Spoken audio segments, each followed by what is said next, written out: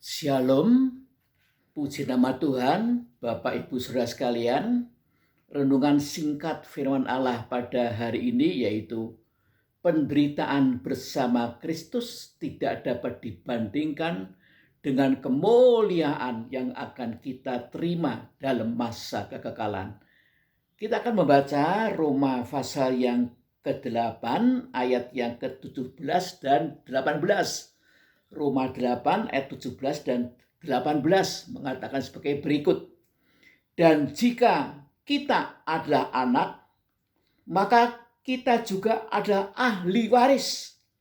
Maksudnya orang-orang yang berhak menerima janji-janji Allah yang akan menerimanya bersama-sama dengan Kristus, yaitu jika kita menderita bersama-sama dengan Dia, supaya kita juga dipermuliakan bersama-sama dengan Dia.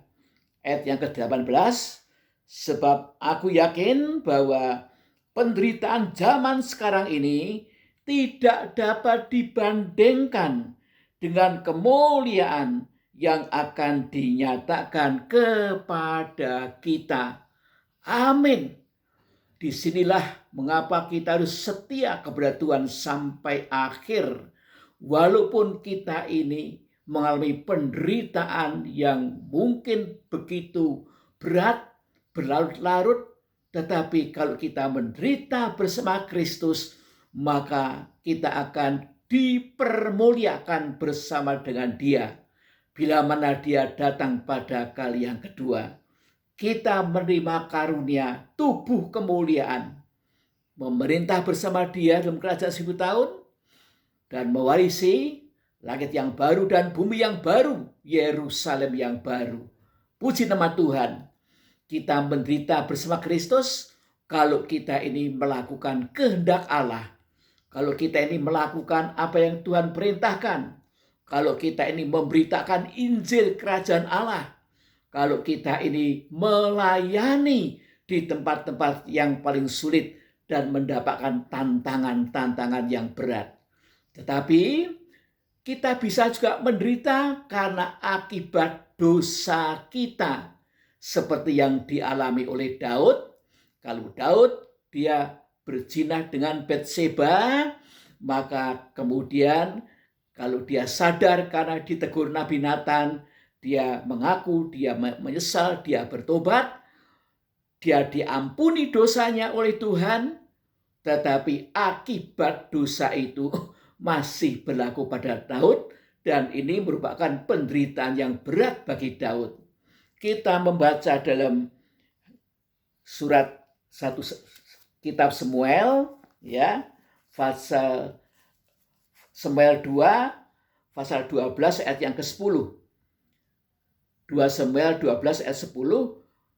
Oleh sebab itu pedang tidak akan menyingkir dari keturunanmu sampai selamanya, karena engkau telah menghina aku dan mengambil istri Uria orang Het itu untuk menjadi istrimu. Jadi ini akibat dosa Daud, itu dikatakan pedang tidak akan menyingkir dari keluargamu.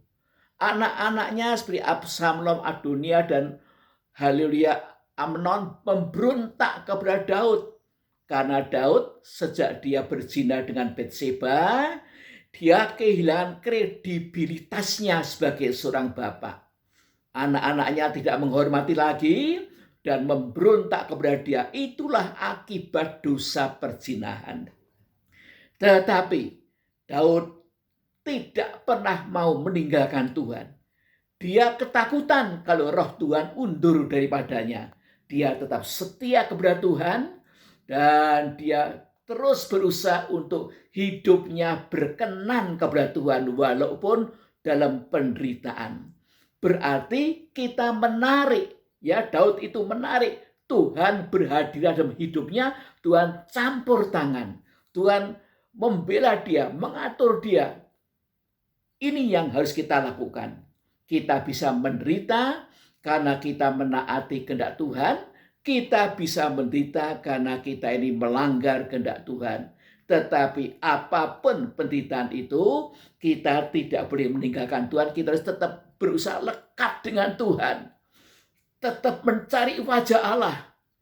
Tetap berusaha untuk hidup berkenan kepada Tuhan dan melakukan apa yang Tuhan perintahkan kepada kita untuk kita lakukan pada hari-hari yang terakhir menjelang kedatangan Tuhan yang kedua kali yang sudah amat dekat ini. Maka Tuhan akan campur tangan dan Allah akan turut bekerja dengan luar biasa dalam hidup kita ini dan mengubah hal yang buruk menjadi kebaikan bagi kita. Kita pegang firman Allah, kita pegang janji-janji Tuhan dengan setia, dan jangan kita ini tawar hati, jangan kita ini kecewa, jangan kita menyalahkan siapa, tapi kita tetap mawas diri, self koreksi kepada Tuhan, berusaha untuk lebih berkenan lagi dan terjun dalam perlombaan yang diperintahkan oleh Tuhan untuk menuju sasaran yang benar, yaitu menuju kepada kedewasaan penuh, menjadi gereja anak sulung Allah yang siap untuk rapture. Sekian renungan pada pagi hari ini. Tuhan memberkati dan mari kita berdoa. Bapa yang di surga, terima kasih buat firman-Mu ya Tuhan. Pada pagi hari ini, tolong kami supaya apapun yang terjadi kepada kami, tapi kami tetap setia kepada Tuhan, tetap mencari hadirat Tuhan, tetap minta pimpinan Tuhan, mencari rema dan bertekun dalam firman, doa, puasa, dan sebagainya untuk melakukan apa yang jadi kehendak Bapa. Terima kasih Bapa, kuatkan kami, kuatkan seluruh keluarga kami, supaya kami boleh setia sampai akhir. Terima kasih Bapa. Dalam nama Tuhan Yesus kami berdoa. Amin. Tuhan memberkati, Tuhan menolong kita semua, karena Tuhan itu setia. Kita juga harus setia kepada Dia. Puji Tuhan.